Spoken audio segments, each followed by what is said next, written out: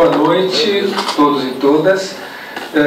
Eu gostaria primeiro de fazer alguns comentários sobre a situação da Venezuela, a partir da fala dos companheiros Carlos e Alex, que me antecederam, né? E depois falar um pouco de uma perspectiva brasileira, né? O que nós aqui do Brasil temos a ver com o que está acontecendo na Venezuela, né? E de que maneira nós podemos ter algum papel também, né, nos acontecimentos.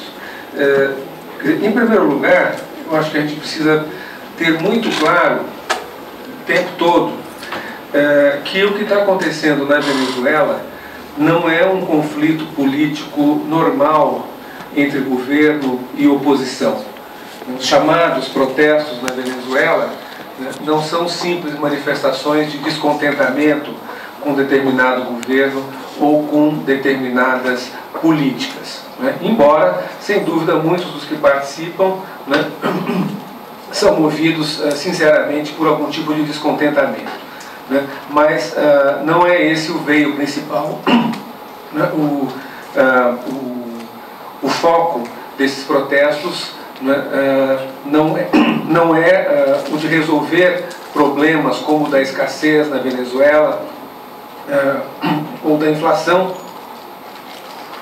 O que está em questão na Venezuela é o que eles chamam eufemisticamente de mudança de regime, né? Ou seja, derrubada de um regime democrático, né, eleito de uma forma legítima em eleições livres e com grande apoio popular. Esses protestos, conforme foi explicado pelas pessoas que me antecederam, ele visa dar uma solução golpista ao conflito político que já dura 14 anos na Venezuela. Há uma lógica muito clara nessa opção golpista da oposição, né, e dos Estados Unidos, que estão, conforme foi explicado, estreitissimamente vinculados a essa oposição. A ideia do golpe, ela se coloca a partir de uma percepção de que eles não têm outra saída dentro de um horizonte que seja suportável, pelo menos, não por toda a oposição venezuelana, mas por uma parte significativa dela, por esses setores que atualmente estão hegemonizando e liderando, né, essas ações no país. Né? Para não voltar muito para trás na história, a gente pode voltar para outubro de 2012, né, quando o presidente Chávez conseguiu pela última vez, né, já no período final da sua vida, vencer as eleições presidenciais, derrotando o Capriles. Né? Naquele momento houve um investimento muito grande da parte da oposição e da parte dos Estados Unidos na ideia de uma derrota eleitoral do Chávez. Né? Eles fracassaram, né? Porém, logo depois, o presidente Chávez adoeceu, né? Veio a falecer, abrindo uma nova chance, né? Para a mudança política na Venezuela, né? Para a instalação de um governo de direita, né? Que foi as eleições. Eles esperavam que o chavismo fosse se dividir depois da morte do Chávez, né? O que não ocorreu, né? E esperavam capturar, atrair para o seu lado uma quantidade grande de eleitores chavistas que não se identificassem com o Maduro, né? Uma transição muito difícil na Venezuela, né? Dado o papel do Chávez, a sua liderança pessoal e o seu carisma, né, em todo o processo da Revolução Bolivariana. Né? No entanto, esse projeto não se concretizou. Né? Embora por uma diferença relativamente pequena, Maduro ganha as eleições, né, deixando a oposição desarvorada. Né? Eles alegaram fraude, né? Essas acusações elas caíram todas por terra. A Justiça Eleitoral da Venezuela atendeu a todos os pedidos de recontagem, de verificação, de checagem feitos pelo candidato derrotado da oposição, o Henrique Capriles. Absolutamente tudo que o Capriles pediu foi atendido pela Justiça Eleitoral venezuelana e, no entanto, os resultados se mantiveram. Comprovou-se que foi uma eleição absolutamente limpa e transparente. Houve a tentativa de violência, o próprio Capriles foi o primeiro a chamar a violência, né? 11 pessoas foram mortas, né, por grupos de choque da oposição, né, naquelas semanas que se seguiram à eleição do Maduro. Né? Mas o Capriles depois ele recua, né, percebendo que esse tipo de tática causava mais prejuízos à própria oposição do que ao governo, na medida em que identificava a oposição com métodos violentos. Né? No entanto, naquele momento, isso lá no ano passado, eles vislumbravam uma segunda chance, que eram as eleições municipais de dezembro. Então, o Capriles ele teve a ideia infeliz de dizer que as eleições municipais seriam um plebiscito sobre o governo, sobre a orientação política da Venezuela. O que é um tanto absurdo, porque em qualquer país do mundo, as eleições municipais elas têm uma lógica própria. Né? Questões estão em jogo ali de âmbito local que não se relacionam automaticamente com os grandes campos políticos em nível nacional. No entanto, ele disse que seria um plebiscito, né? E conforme o Carlos explicou muito bem, né? Se é que foi um plebiscito, quem ganhou esse plebiscito foi o governo e não a oposição.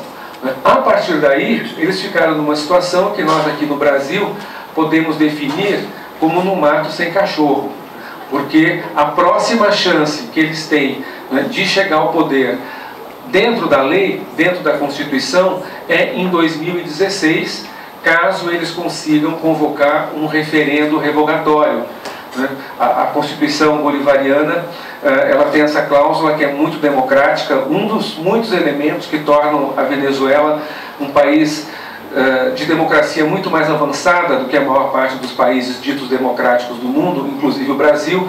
Lá é possível o eleitorado revogar o mandato de um dirigente, um mandatário eleito a partir da metade do seu mandato, por meio de um plebiscito, é necessário reunir um certo número de assinaturas, etc.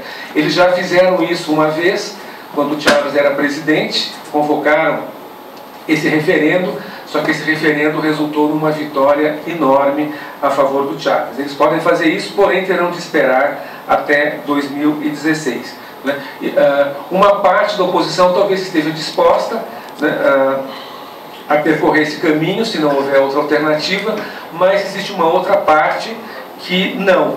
Né? Essa é a parte liderada pelo Leopoldo López, né, que está comandando essa ofensiva golpista na Venezuela. Né? Uma tentativa que é muito bem preparada, muito bem organizada. Né? Esses setores eles não têm nada de ingênuos, né? Eles têm ajuda de fora, ajuda financeira que é aberta, né, no orçamento do governo dos Estados Unidos, do Obama, né, estão previstos para esse ano 5 milhões de dólares de apoio à oposição venezuelana. Isso no orçamento, né, fora dinheiro que vem de outros atores, de outras agências, dinheiro clandestino e assim por diante. Existem assessores, existe ajuda dos mais diferentes tipos, orientação, né, a esse setor que está comandando esse movimento de desestabilização na Venezuela. Né, conforme já foi dito aqui, não é a primeira vez que essas táticas que estão sendo utilizadas na Venezuela, elas são colocadas em campo para derrubar governos, digamos que sejam do desagrado dos Estados Unidos, né, governos que não, enfim, não se ajustam muito bem às preferências dos Estados Unidos. Eles já fizeram isso em outros lugares, né? O Alex mencionou aqui o caso da Sérvia, né? Na Sérvia e em muitos outros lugares verificou-se a aplicação, né, de um roteiro que é mais ou menos parecido, que é colocado em prática com pequenas variações em países os mais diferentes, nos contextos culturais e políticos, geográficos, os mais diferentes. né? É o esquema que é conhecido como as revoluções coloridas, né? Por que coloridas? Porque em alguns casos esses movimentos ganharam um nome, por exemplo, a Revolução Laranja na Ucrânia, não a Ucrânia no momento atual, num outro momento, nos anos 90, né? O governo foi derrubado, num roteiro parecido com o que se tenta fazer na Venezuela, e se fez agora de novo na própria Ucrânia, Revolução Laranja, né? Um pouco depois houve a Revolução Roxa na Geórgia, com as cores nacionais desses países. Tentou-se mais recentemente, talvez algumas pessoas se lembrem, no Irã falou-se na Revolução Verde, né, contra o regime iraniano, e outros nomes também. No Líbano houve a Revolução do Cedro, sempre esses nomes, revolução, sempre essa ideia assim, supostamente libertária. Esse roteiro ele é muito conhecido a partir de documentos do próprio governo dos Estados Unidos ou de atores e de instituições ligados ao governo dos Estados Unidos.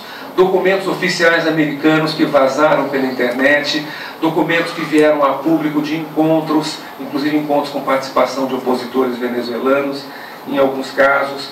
Existe um livro de um consultor da CIA, né, que desenvolve, teoriza sobre formas de derrubar governos. Então tem um roteirinho, tem um modelito que está sendo colocado em prática na Venezuela de uma maneira bastante fiel às suas diretrizes. Esse modelo ele tem 3 momentos. São golpes que se dão em câmara lenta, com momentos de aceleração, evidentemente, mas são processos lentos, né, de médio e longo prazo, de desestabilização de governos. Existem 3 fases. Né? A primeira fase é o que nós estamos vendo claramente na Venezuela. Procura-se debilitar o governo, né, o governo-alvo, aquele que foi escolhido para ser derrubado. Procura-se deslegitimar esse governo, mostrar que esse governo não tem condições, nem práticas, nem morais de continuar, né, de continuar vigente. Né? Essa deslegitimação ela ocorre tanto no plano interno, para a sociedade local, quanto no plano internacional. Né? Esse processo de desgaste, de debilitamento, né, se dá por múltiplas formas. Né? O caso da escassez provocada, né, de bens, sobretudo de alimentos. Né? Então, empresários que seguram os alimentos, não colocam no mercado, ou então contrabandeiam para a Colômbia, como tem ocorrido na Venezuela. Os apagões de energia, paralisações no trânsito, protestos de rua, ações de violência, né? Tudo isso visa, no plano interno na Venezuela, criar uma situação de desgaste, de irritação, de descontentamento, né? Procurando minar as bases políticas de sustentação do governo, favorecer o eventual surgimento de dissidências, de rachas nas fileiras governistas, criar uma situação de que é um governo incapaz de governar, incapaz de controlar a situação. Né? E no plano externo, vende-se a imagem, propaga-se uma imagem da Venezuela como um país mergulhado no caos. O que a gente viu aqui claramente que não é verdade. Né? As situações que são mostradas na mídia como exemplares dos conflitos na Venezuela são pontuais. Né? A Venezuela, no seu conjunto, ela não vive essas situações que foram mostradas nessas fotos. Né? A Venezuela está bastante sossegada no seu conjunto. Uma imagem de caos, uma imagem de que é uma ditadura, de que é um governo autoritário, um governo que não tem representatividade, que não é capaz de governar. A mídia, evidentemente, né, é um ator-chave nesse processo. Né? Eles se valem de uma situação que a gente vive muito bem no Brasil, a gente conhece o que é o oligopólio da mídia, né? 7 ou 8 empresas que controlam praticamente toda a informação que circula a nível de massa. Isso que a gente vive no Brasil também ocorre a nível internacional. As grandes redes de televisão, as grandes agências de notícias, né, acabam controlando também a difusão de informação pelo mundo, com exceção de alguns poucos canais alternativos, mas que dificilmente chegam a ter um alcance de massa. O segundo momento, nesse modelito, nesse roteiro golpista na Venezuela, é o momento da ruptura, é o momento do salto de qualidade, né, em que aquilo que foi acumulado na preparação do golpe se traduz numa ofensiva, né, visando a derrubada do governo. Esse segundo momento, o momento de ruptura, né, ele pode se dar de duas maneiras, né, que não são excludentes, que podem se somar. Uma maneira é o da criação de um impasse. O que é um impasse? A ocupação geográfica de uma parte do país pelas forças de oposição. Uma zona geográfica, territorial, que escape ao controle do governo. Aonde seja criado um outro polo de autoridade competindo com o governo legitimamente constituído, né? A criação de governo paralelo, governo no exílio, governo clandestino, sempre a ideia da dualidade de poder, né? A direita, ela é muito inteligente, quer dizer, ela consulta a história das revoluções populares, das revoluções socialistas, né, e trabalha com conceitos que são conceitos da esquerda tradicionalmente, como o da dualidade de poderes, né. Então, a partir daí se cria uma situação de impasse, dois governos competindo pelo reconhecimento interno e, sobretudo, reconhecimento internacional, né. Ao mesmo tempo, quer dizer, uma outra maneira, né, de se levar a uma situação de ruptura é o que nós podemos chamar de um evento traumático.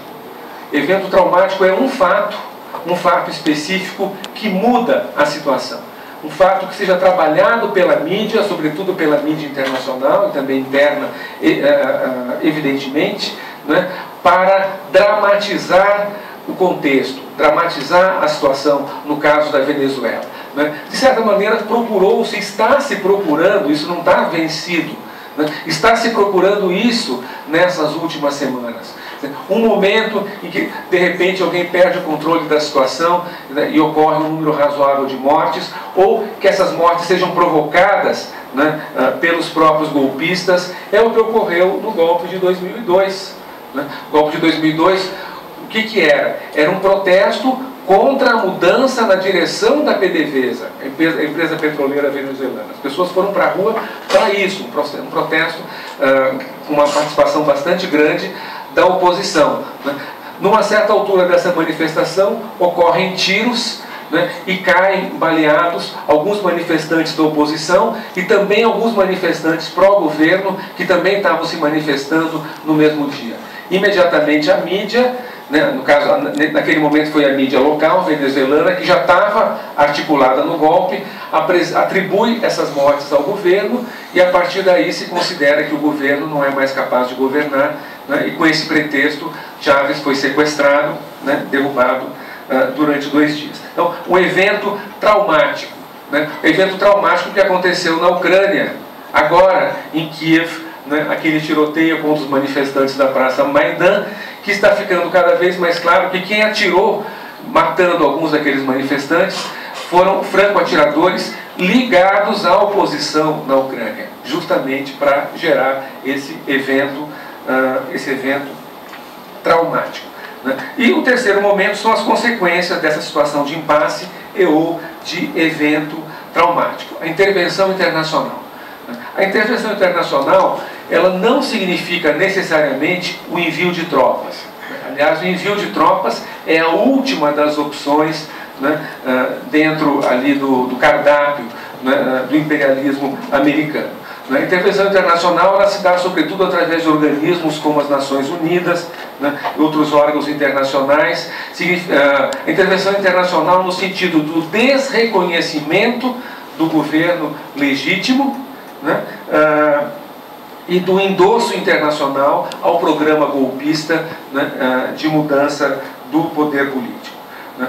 Essa intervenção ela envolve sanções, já tem gente propondo sanções no Congresso dos Estados Unidos, né, boicotes de todos os tipos, né, envio de mediadores, interventores, observadores, missões humanitárias, o nome, né, o nome que se dê a isso, né, estimulando a oposição a ações ainda mais ousadas, estimulando as divisões no campo governista, né, até que se dê realmente a desestabilização.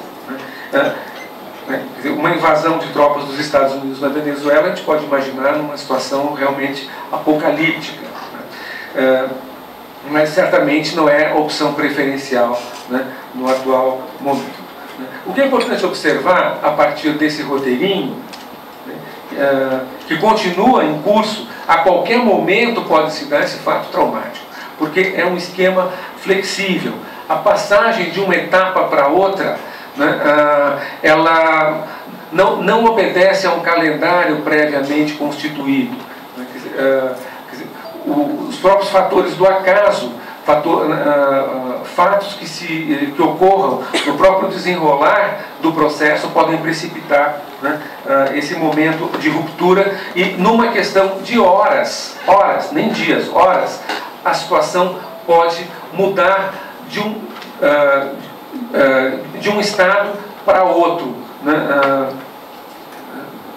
de uma maneira bastante abrupta, né, sempre considerando o papel da mídia na construção dos fatos, né, na leitura e na interpretação, né, que se dá aos acontecimentos. Né. E uma segunda opção é que esse modelito, ele não é a única carta, né, nas mãos da direita e do imperialismo. Né. Esse modelito ele se combina com outras estratégias, né, que vão no mesmo sentido. Isso significa o seguinte: no caso da Venezuela, se nada disso der certo, não faz mal. Dentro da cabeça deles, pode ainda haver um ganho, porque, né, conforme foi dito aqui, impede-se que o governo do Maduro possa governar normalmente e enfrentar e encontrar uma solução para os problemas que existem, que são problemas sérios, que o país enfrenta. Ele é obrigado a desviar todas as energias, né, para enfrentar essas manobras desestabilizadoras, prejudicando, né, a aplicação de políticas públicas necessárias numa série de outras áreas, né? E essa situação, à medida que ela se prolongue, né, então a estratégia desse plano B, se o golpe não der certo, não faz mal. O governo vai sangrando, vai se debilitando, vai perdendo apoio, né, até chegar numa situação muito exângue, muito frágil, ao embate eleitoral, né, no qual ele pode então vir a ser derrotado pelas urnas. O antecedente disso é a Nicarágua. Né? O governo, né, pintaram e bordaram contra o governo sandinista na Nicarágua, organizaram grupos armados, os chamados Contra, né, introduziram na Nicarágua a guerra civil, né, para que no final o governo sandinista fosse realmente derrotado nas urnas, né, pela direita em 1990. Né. Então, quer dizer, esse é o roteiro que está em curso. Né. É lógico que existem contradições. Quer dizer, hoje a direita venezuelana ela está muito em dúvida, vacilando muito sobre qual é o melhor caminho a seguir. Porque essa opção das guarimbas que vocês viram aqui, da violência, né, dos assassinatos, já são 26 pessoas mortas na Venezuela. Dessas 26, existem 4 que foram mortas realmente por forças de segurança em conflitos. Né? As pessoas do governo envolvidas nessas mortes estão todas presas, respondendo a processos e investigações criminais. Né? As outras 22 mortes, a maioria delas são mortes comprovadas, de responsabilidade da oposição, né? E alguns poucos casos não esclarecidos. Mortes, pessoas, né, 2 dias atrás mataram uma chilena, né, justamente quando, né, a discussão está no Chile, na reunião da Unasul, foram matar uma chilena solidária, né, a organizações populares que apoiam o governo, foi morta por um franco-atirador quando tentava limpar a rua que estava bloqueada por uma barricada.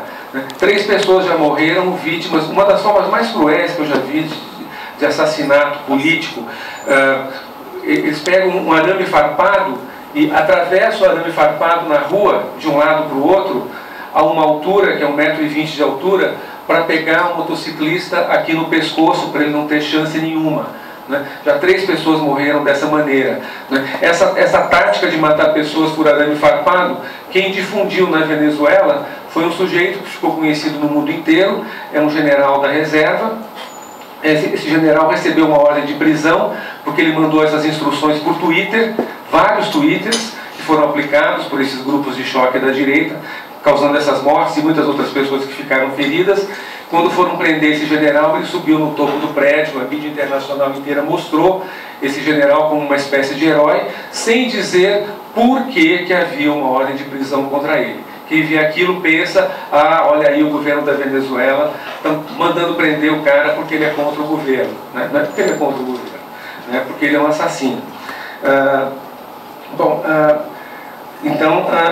Mas a própria direita está em dúvida. Pesquisas feitas na Venezuela mostram que mais de 85% dos venezuelanos não estão de acordo com essas táticas de baderna, de vandalismo, de bloqueio de ruas, de destruição de patrimônio público, de violência praticadas pela oposição. 85% significa que grande parte, talvez a maior parte, daqueles que costumam votar na oposição não estão endossando essas táticas, essas políticas.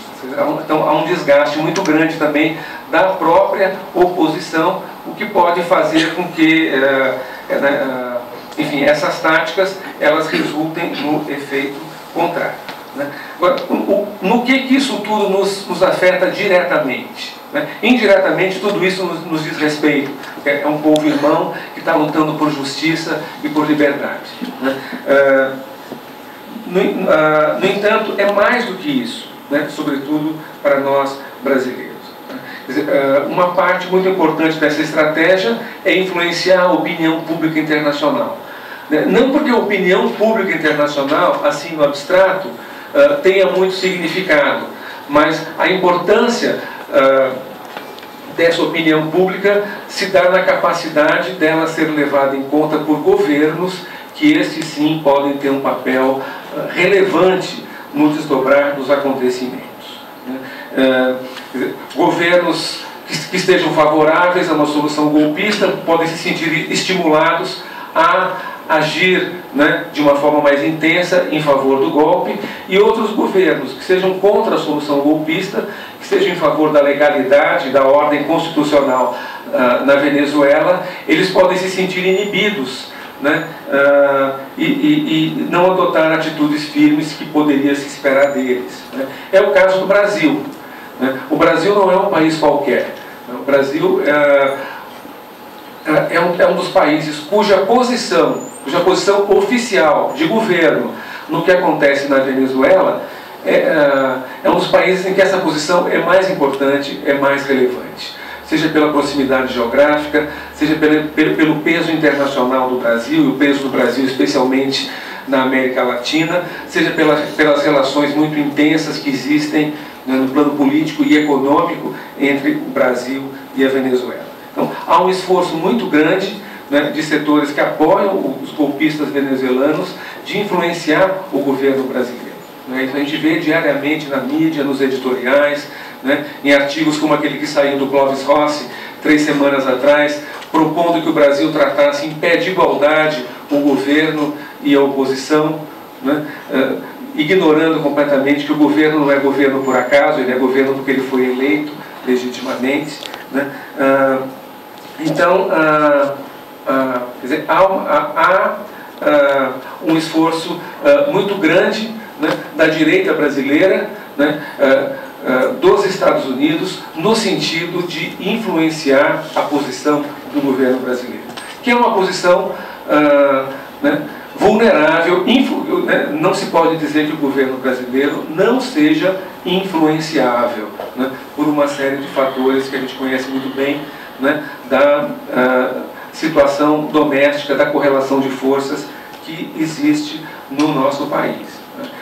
Isso coloca para todos nós que somos solidários com a luta do povo venezuelano, né, por justiça, por democracia, por avanços sociais, né, nos coloca um desafio muito forte, né, nos coloca uma tarefa muito forte, né, nós somos convocados a entrar nessa luta. A questão da Venezuela não é para nós mais uma entre tantas questões internacionais de solidariedade a outros povos.